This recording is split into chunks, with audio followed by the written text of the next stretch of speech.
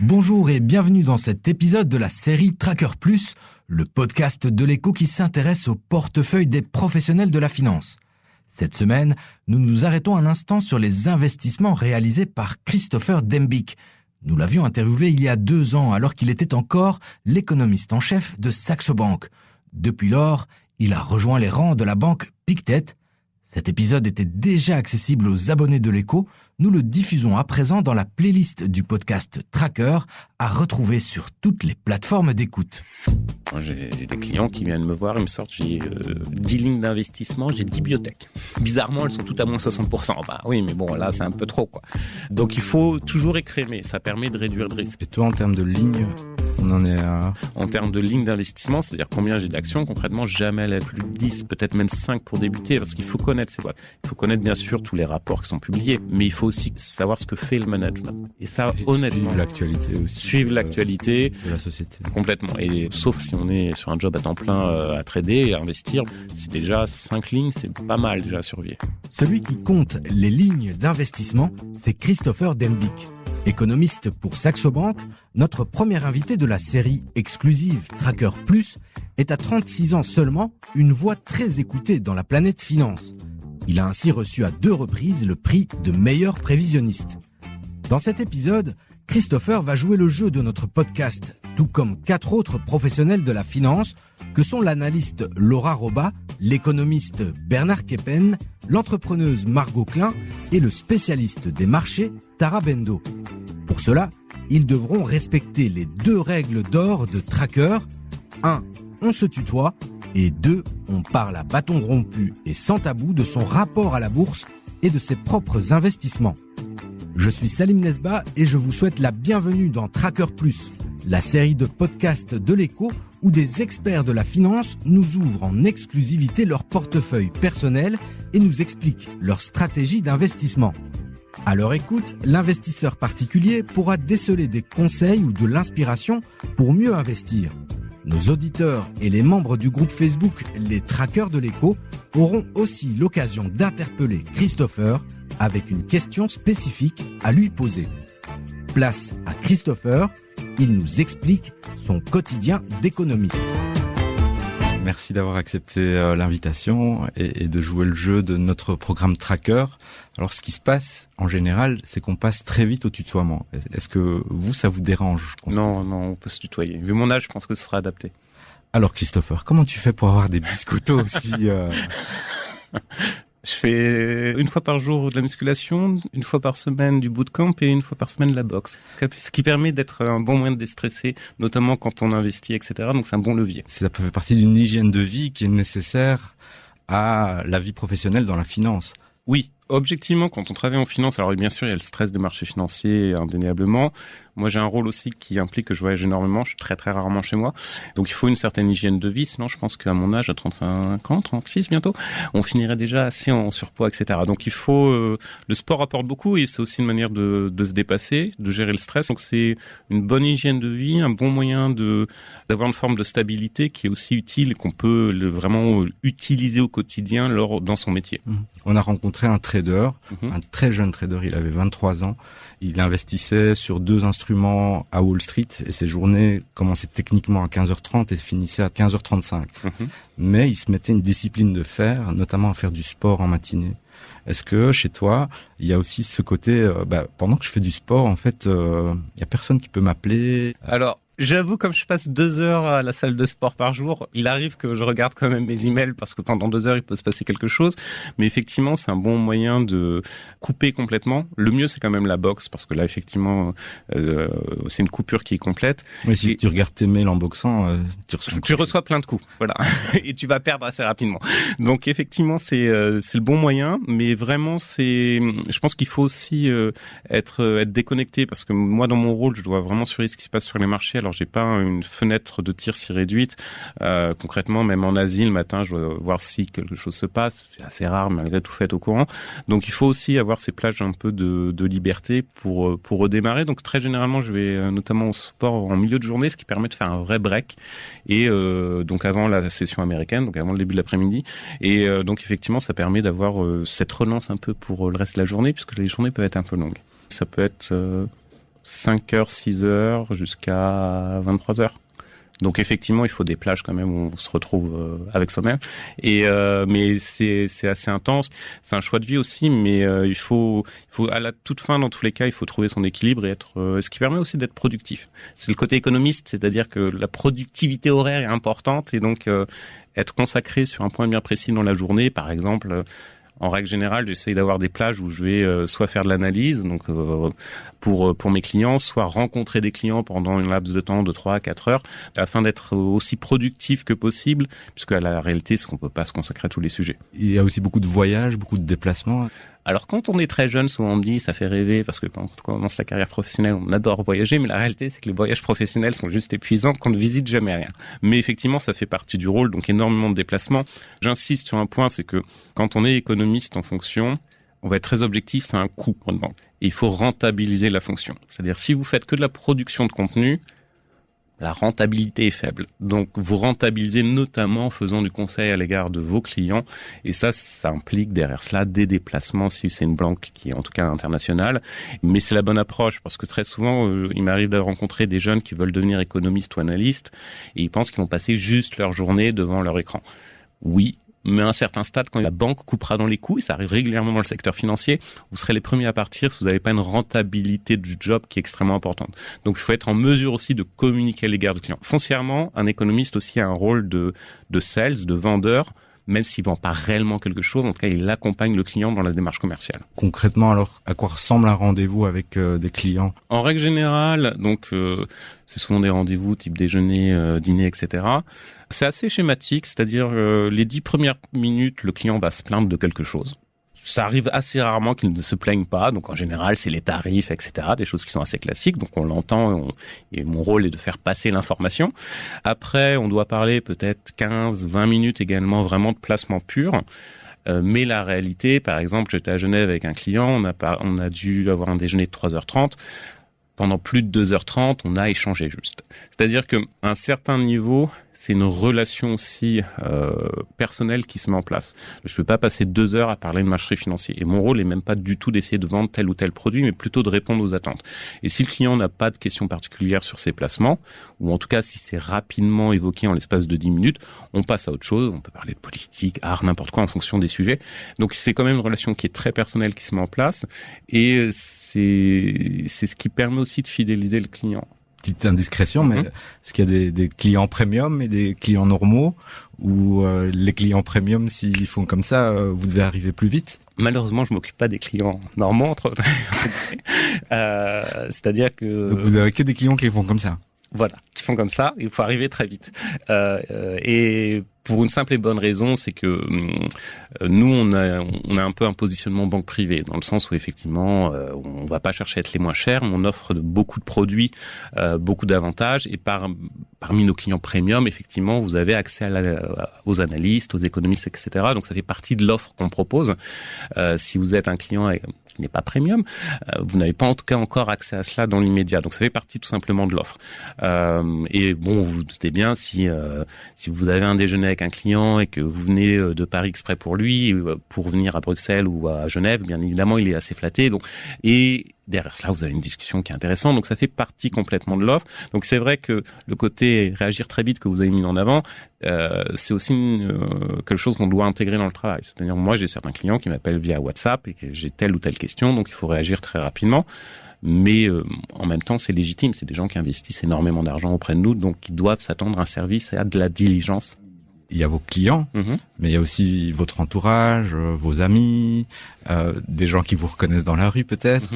Là aussi, j'imagine que votre casquette d'économiste est souvent mise à contribution. Oui. On te demande par exemple, tiens, et quoi, la guerre en Ukraine, c'est fini ou c'est pas fini? Ou pire, j'ai telle somme d'argent, donc qu'est-ce que je fais aujourd'hui? Après, ça montre effectivement qu'il y a un besoin d'éducation financière.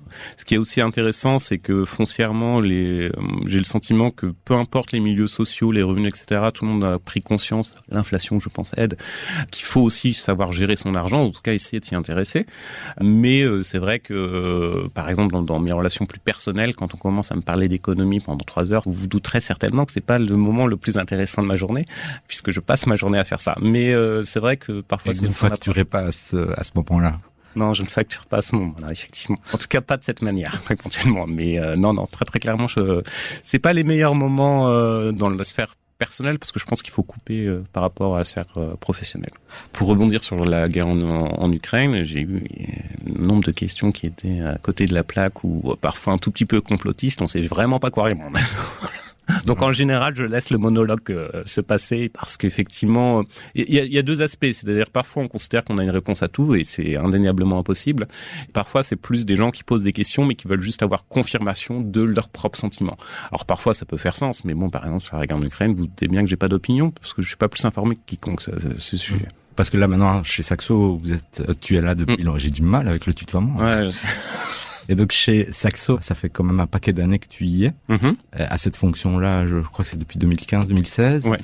Et dans l'intervalle, tu as été même élu meilleur devin du monde. Voilà, c'est ça. Et, je simplifie, je caricature. Non, devin, c'est pas mal, parce que les prix, quand on reçoit de meilleurs prévisionnistes, il faut être quand même assez objectif. Il y a eu beaucoup de chance, donc devin, c'est pas mal. Donc, t'as l'humilité là maintenant de dire qu'il y a de la chance aussi dans des prédictions, mais ce côté personne qui sait lire l'avenir des marchés financiers, est-ce que c'est pas une casquette qui est trop lourde à porter pour les économistes qui font, on le rappelle, de la recherche en fait? Oui, c'est souvent assez mal appréhendé, mais ce qui me rassure, c'est que la réalité, c'est que les économistes sont assez peu écoutés. Moi, j'ai beaucoup traîné en politique depuis 2014. Ce qui est assez amusant, c'est que je pense que c'est le bon exemple, c'est-à-dire que les politiques vous interrogent, mais ne vous écoutent jamais et probablement ne vous lisent pas. Et finalement, dans la sphère financière, c'est assez souvent aussi le même sujet, c'est-à-dire même à l'égard de certains clients, ils apprécient la conversation, mais ça ne veut pas dire qu'il y aura pour autant qu'ils vont suivre derrière cela. Et après, il y a un problème aussi qui est lié à la profession même d'économiste. C'est très souvent, on essaye de mettre en avant que c'est une science exacte. Ça ne l'est pas. Quand on a bon sur les prévisions, c'est qu'on a eu beaucoup de chance, et j'insisterai sur le fait que nous, économistes, on révise très régulièrement les prévisions. Alors bien sûr, il y a des données qui tombent, mais la réalité, c'est que foncièrement, on n'est pas en mesure de voir au-delà de 3 mois.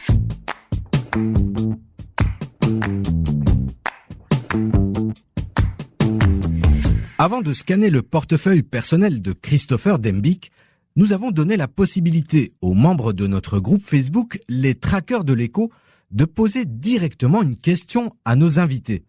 Ici, c'est Aloïs, un investisseur liégeois apparu dans le 9e épisode de Tracker. Il était celui qui a lu la bourse pour les nuls au bon moment. Et il a quelque chose à demander à Christopher. J'aimerais demander à Christopher Dembick ce qu'il conseillerait à une personne comme moi qui n'investit que depuis 2 ans et demi. En quoi le contexte macroéconomique peut-il influencer la prise de décision d'un investisseur à court terme ou d'un investisseur à long terme ? C'est une bonne question. Alors, à court terme, le contexte macroéconomique a une influence qui est assez marginale. Ce qui va compter, c'est grosso modo, et c'est pas tout le temps, c'est juste les différentiels de taux d'intérêt au niveau des banques centrales. Pourquoi ? Quand on investit en bourse, il y a un élément qu'il faut vraiment surveiller, c'est les flux de capitaux. Concrètement, qu'est-ce que je veux dire par là ? Quand ça va mal, les flux de capitaux, ils vont aller côté États-Unis, et on peut suivre ça vraiment en temps réel. Et donc, bien évidemment, il faut être plutôt exposé à l'action américaine. Aujourd'hui, ça va un peu mieux. On voit que les chiffres sont pas si mauvais que ça. Il n'y a pas de récession. On voit que les flux, ils vont plutôt se recycler dans des zones à risque avec du meilleur rendement. Donc, notamment, ils vont en Europe. Donc, il faut plutôt être exposé à l'action européenne. Ça, c'est sur du court terme. Sur du très long terme, c'est plus ce qu'on appelle effectivement les cycles économiques. Il faut simplement les prendre en compte, mais je vais être très franc, moi c'est mon job économiste, mais j'investis aussi, et quand j'investis, assez peu ça en compte, c'est peut-être 20% dans ma décision long terme, parce que foncièrement, ce seront d'autres facteurs qui vont jouer.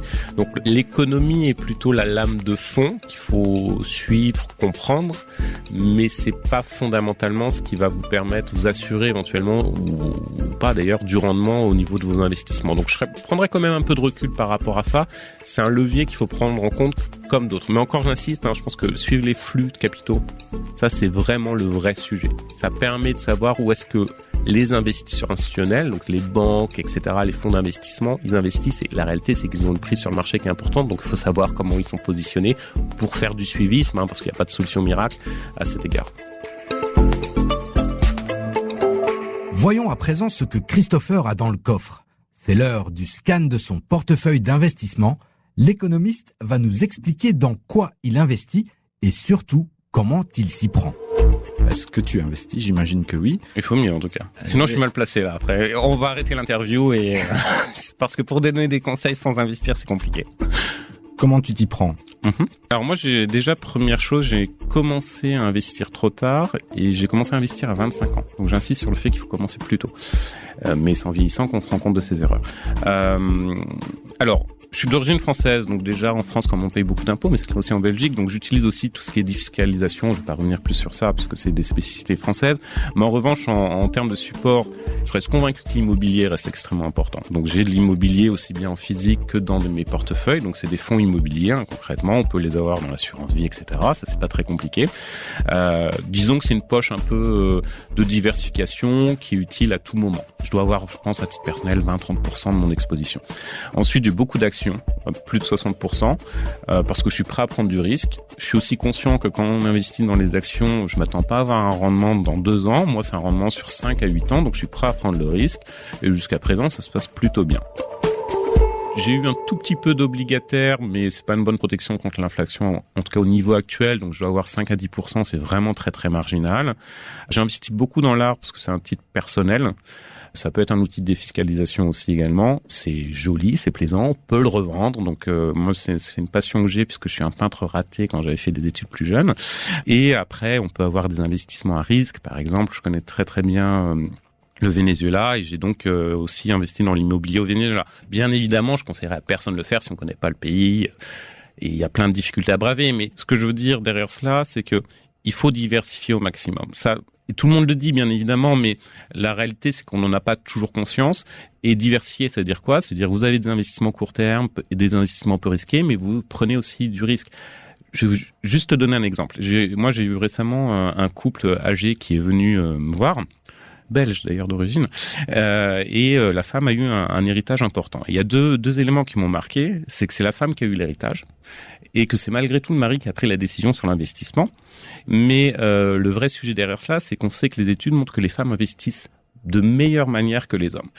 Et c'était prouvé dans le cas présent parce que, par exemple, ce couple-là, le mari vient me voir et me dit « J'aimerais un investissement à 6-7% sans risque ». Je dis « C'est impossible ». 6-7% de retour sur investissement, il faut prendre du risque. Parce que bien évidemment, on n'est pas dans le monde des bisounours. Et la femme, par exemple, avait très bien compris cette notion-là.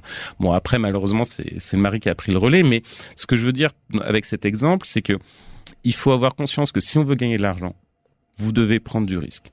Si vous n'êtes pas prêt à perdre votre argent, ou en tout cas une partie de votre argent, vous allez sur des investissements peu risqués. C'est grosso modo l'obligataire. Vous aurez peut-être 2% aujourd'hui de rendement. C'est pas assez par rapport à l'inflation. Vous êtes consciente de ça. Et donc, moi, ce que j'ai intégré depuis très longtemps, c'est peu importe à quel âge on veut finir d'arrêter de travailler, quels les montants qu'on souhaite gagner, mais si on veut faire fructifier son épargne, il faudra prendre du risque. Peut-être peu dans l'immédiat, mais il faudra le faire. Et surtout, ne pas croire qu'on peut avoir un investissement élevé qui soit garanti. J'insiste parce que très souvent, on peut voir ce genre de proposition, vous allez avoir 10% garantie, ça n'existe pas. Il y a une arnaque quelque part. Nos auditeurs sont beaucoup de personnes qui sont rentrées dans les marchés pendant le Covid. Et là, cette année-là, les gestionnaires de fonds... il n'en est pas large à côté des rendements affichés par n'importe qui. Et eux, là, maintenant, ils sont confrontés à des nouvelles conditions de marché qu'ils n'ont jamais connues. Et clairement, le gestionnaire de fonds qui s'aventurait à du 10%, à promettre du 10% il y a 2 ans, et que le monsieur lui montrait 40% sur ses actions américaines, ça faisait bizarre, ouais. Ah, complètement, mais notamment par exemple au niveau des gestionnaires, les gestionnaires de fonds, ce qu'il faut toujours voir, c'est confronter la concurrence et regarder la performance d'un fonds à minima sur 5 ans. Quand moi j'ai choisi des fonds actions, j'ai confronté différents prestataires. Si vous allez dans votre banque, n'importe quelle banque, elle va vous vendre ses propres produits. Donc elle va pas chercher à vous donner le meilleur rendement, elle va vous donner le meilleur rendement par rapport aux produits qu'elle propose. Donc systématiquement avoir une approche concurrentielle, jamais croire argent comptant son interlocuteur. Même moi d'ailleurs, donc vous pouvez vous interroger après. Et en tout cas, il y a cette nécessité de recherche personnelle. C'est ça, faire ses propres recherches. Complètement. Et on va arrêter de parler des autres, on va parler de ton portefeuille et en particulier de ces 60% à peu près en actions. C'est ce qui est le plus stimulant chez les jeunes investisseurs, c'est de faire du stock picking comme ils disent. Toi, ces 60%, comment ils sont répartis déjà géographiquement et aussi nous expliquer comment tu te positionnes quand tu fais du stock picking. Donc qu'est-ce que tu fais comme calcul, recherche pour te dire ok, c'est le bon choix. Alors sur le stock picking, je pense que le point qui est le plus important, et ça vaut pour n'importe quelle entreprise, c'est le management.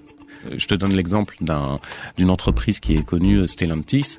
C'est un bon management, donc sur le long terme, a priori, ça devrait bien se passer. Et ça, je pense que la capacité du management de délivrer est vraiment importante. Après, en règle générale, quand je fais du stock picking, je vais essayer d'être sur des valeurs qui sont à peu près liquides. Ça veut dire quoi, liquide? C'est au moins une capitalisation supérieure à 100 millions d'euros.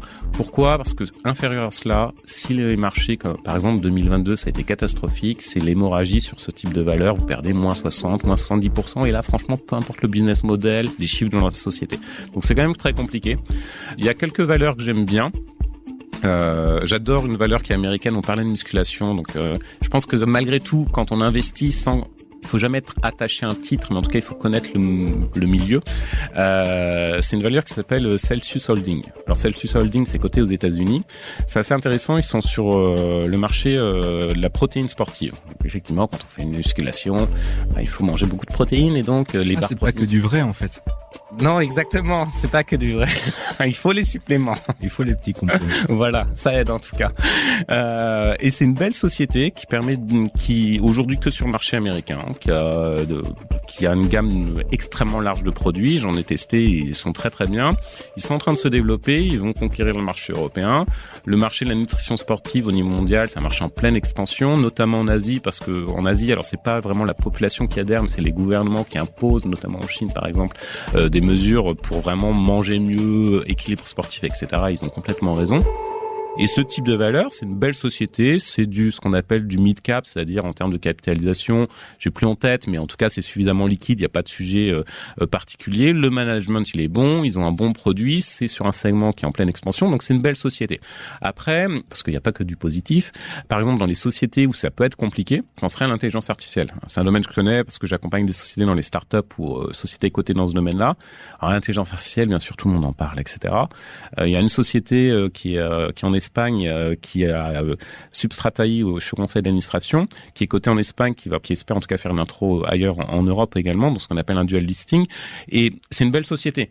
Mais le problème de l'intelligence artificielle, par exemple, c'est que ça nécessite beaucoup d'argent pour investir, pour faire de la recherche. Aujourd'hui, le coût de l'argent, il est élevé. On sait très bien, les taux augmentent. L'intelligence artificielle, c'est tendance, mais dans la plupart des boîtes, les projets d'intelligence artificielle, ils échouent. Je donne un exemple, c'est Orange, l'opérateur téléphonique, 90% des projets d'intelligence artificielle échouent. Donc, qu'est-ce que je veux dire par là? C'est une belle thématique, ça a fait rêver l'intelligence artificielle, mais concrètement, les boîtes qui sont cotées, qui sont l'intelligence artificielle, ça va prendre du temps à délivrer. Donc, ça peut être des lanternes rouges en période où c'est un peu compliqué, comme en 2022. Typiquement, Substrat, intelligence artificielle, ils ont fait leur intro, je crois, en mai 2022. Déjà, c'était pas le bon timing, mais ils ont eu un cours de bourse qui a chuté parce que c'est une petite valeur, peu liquide, etc. Donc, ça accumule. C'est pour ça que il faut toujours connaître le domaine et surtout être suffisamment objectif par rapport au domaine. Moi, je suis convaincu que l'intelligence artificielle fonctionnera. Mais à court terme, ça reste un investissement qui est compliqué. Donc, j'investis plus concrètement sur Celsius Holding que sur Substrategy. Mais dans cette quête d'objectivité, on voit qu'il y a plein de biais comportementaux. Je sais pas déjà si toi, la finance comportementale, ça te parle. Ou souvent, c'est l'intelligence artificielle. On va utiliser de plus en plus de robots. Donc, il faut investir. Et donc, il y a énormément d'investisseurs, je sais pas la proportion, ils s'arrêtent à cette réflexion-là. Et donc, c'est intéressant dans ce que tu nous dis, C'est déjà d'aller voir le management, d'aller voir les comptes et de faire un petit peu une comparaison, c'est ça, hein, dans le secteur. Ah, complètement. Aujourd'hui, si je suis très très objectif, si je prends pas trop de risques dans l'intelligence artificielle, j'irai peut-être pas sur des petites valeurs qui permettent de mieux capturer la thématique d'investissement, comme Substrataï, mais j'irai probablement sur des grosses valeurs qui sont un peu moins risquées parce que je sais qu'elles vont délivrer et qui font autre chose, mais elles ont de la rentabilité. Et grosso modo, aujourd'hui, c'est du Google, c'est du Microsoft. Sur l'intelligence artificielle, il n'y a pas de mystère. Je suis pas fan de ces sociétés à titre personnel, mais si je cherche à gagner de l'argent, parce que bon, après tout, on est là pour ça, pas uniquement par adhésion à une société, c'est plutôt du Microsoft et du Google à l'instant T qui permet d'avoir le rendement lié à l'intelligence artificielle sans prendre trop de risques. Sur Wall Street, par exemple, dans tes 60% d'actions, c'est quoi la proportion Beaucoup plus actions européennes, je pense plus de la moitié de mémoire, parce que le risque taux de change, il faut l'intégrer si on est de ce côté-ci de l'Atlantique. Et il faut bien reconnaître que d'habitude, le taux de change, c'est assez peu volatile, l'euro-dollar. Mais bon, l'année 2022 nous a montré que ça peut être un peu chaotique. Donc ça, c'est aussi une donnée à prendre en compte. Moi, en règle générale, quand même, pour la plupart des clients, des épargnants, peu importe leur profil d'ailleurs que je vois, je leur conseille pas particulièrement les États-Unis en termes de forte exposition. C'est un bon levier de rendement et bien sûr, il faut avoir des valeurs américaines. Mais comme le taux de change, c'est une donnée dure à prendre en compte, je leur dirais, vous trouverez tout à fait du beau rendement en Europe. Ce qui nous manque en Europe, si vous voulez être sur la tech, indéniablement, si les auditeurs veulent l'être, il faudra aller côté américain. Mais sinon, sur toutes les autres thématiques, consommation, industrie, il y a plein de valeurs en Europe. T'es sensible aux tailles des marchés aussi en Europe? Parce qu'il y a énormément de mid-cap, small-cap, comme on dit, qui sont inconnues et prometteuses. Il faut fouiller, quoi, en Europe. Oui, il faut fouiller. Sur les small et les mid-cap, on peut en avoir dans son portefeuille. Moi, j'en ai aussi, mais en petite proportion. J'ai des clients qui viennent me voir et me sortent, j'ai 10 lignes d'investissement, j'ai 10 biotech. Bizarrement, elles sont toutes à moins 60%. Bah oui, mais bon, là, c'est un peu trop, quoi. Donc, il faut toujours écrémer. C'est-à-dire, parce que ça permet de réduire le risque. Et par exemple, quand on investit en bourse, c'est le moment de le sortir, en termes de lignes d'investissement, c'est-à-dire combien j'ai d'actions, concrètement, jamais elle est plus de 10, peut-être même 5 pour débuter, parce qu'il faut connaître ces boîtes. Ce que je disais, il faut connaître bien sûr tous les rapports qui sont publiés, mais il faut aussi connaître un peu, alors c'est pas toujours aisé, mais savoir ce que fait le management. Et ça, honnêtement, suivre l'actualité aussi. Suivre l'actualité de la société. Complètement. Et déjà, sauf si on est sur un job à temps plein à trader, à investir, mais bon, la plupart du temps, c'est pas le cas. C'est déjà 5 lignes, c'est pas mal déjà à surveiller. Et toi, en termes de lignes, on en est à... Moi j'ai tout parce que j'ai des fonds actions. Donc sur les fonds actions, il y a une myriade, un écrémage très important. Ça peut être 30, 50 valeurs qui sont pondérées par la suite. Sur du stock picking, j'en ai pas énormément directement. Après, moi je reçois aussi des actions dans les sociétés où je suis conseiller d'administration, donc c'est un peu différent. Mais je gère pas au quotidien. Mais et je suis pas sûr et certain que gérer au quotidien soit aussi la meilleure solution. Sur du long terme en tout cas. Je voulais, on en a parlé tout à l'heure, parler de l'art contemporain. Ouais. Et je trouve que dans tout ce qui est transmissible et intéressant en tant qu'investisseur, clairement, investir dans une toile, dans une œuvre, en se disant que je pourrais la transmettre dans très très très longtemps à ma descendance ou à des amis ou des trucs comme ça. Tu veux laisser une trace. Moi, je veux laisser une trace dans la vie. Enfin, je sais pas. Moi, j'ai 2 enfants et j'aimerais bien qu'ils s'en sortent dans la vie. Moi, j'en ai pas encore, donc. Ouais. C'est peut-être ça. Non, tu as des chats, m'a-t-on dit. Oui, j'ai 2 chats.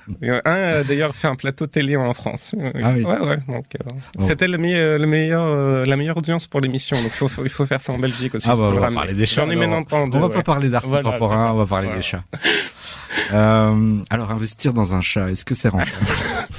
Non, ça détruit beaucoup, donc je conseillerais pas sur cet aspect-là. Surtout les chats bengales qui détruisent énormément de choses, mais c'est une petite parenthèse. Mais revenons à l'art contemporain. Voilà. Et voyons-le aussi à travers le prisme de tout ce qui se fait maintenant, notamment au niveau des NFT. Oui.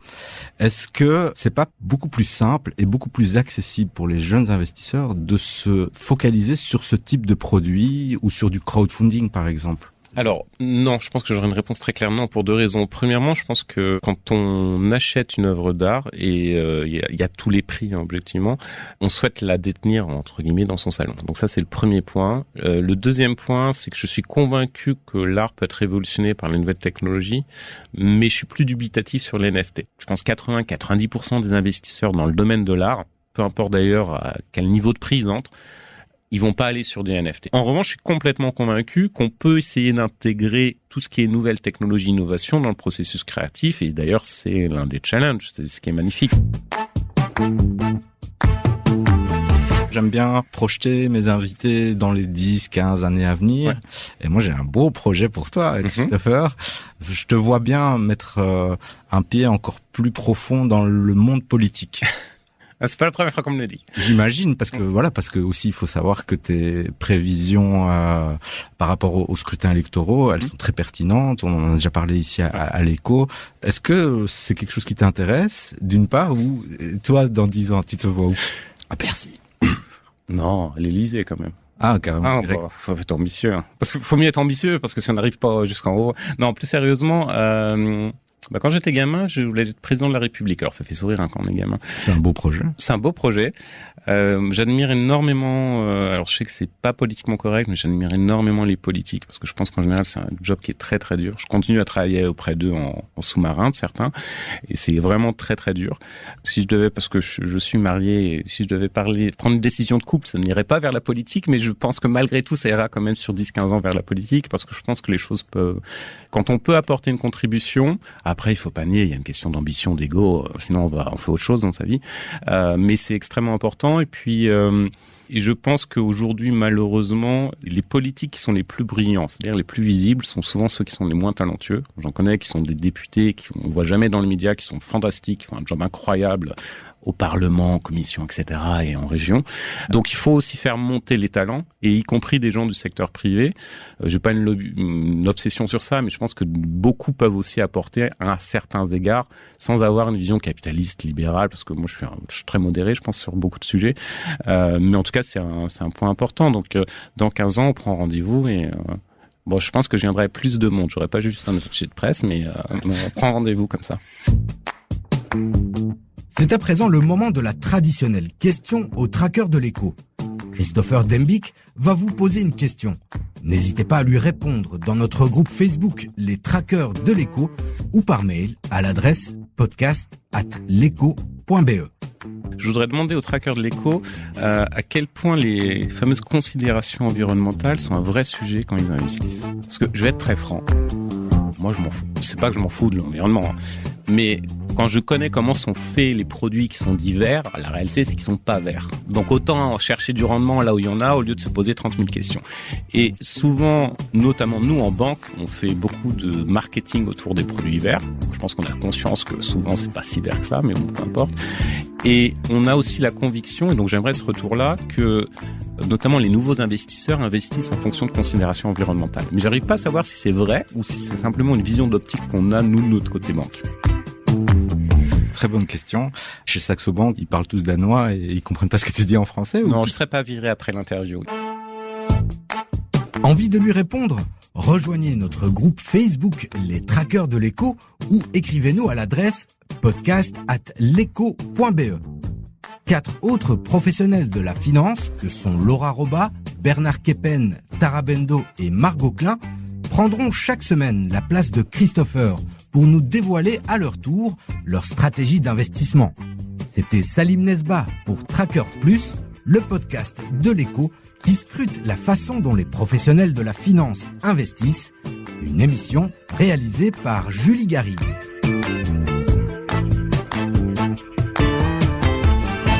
Merci d'avoir écouté la rediffusion du podcast que nous avons réalisé avec Christopher Dembick.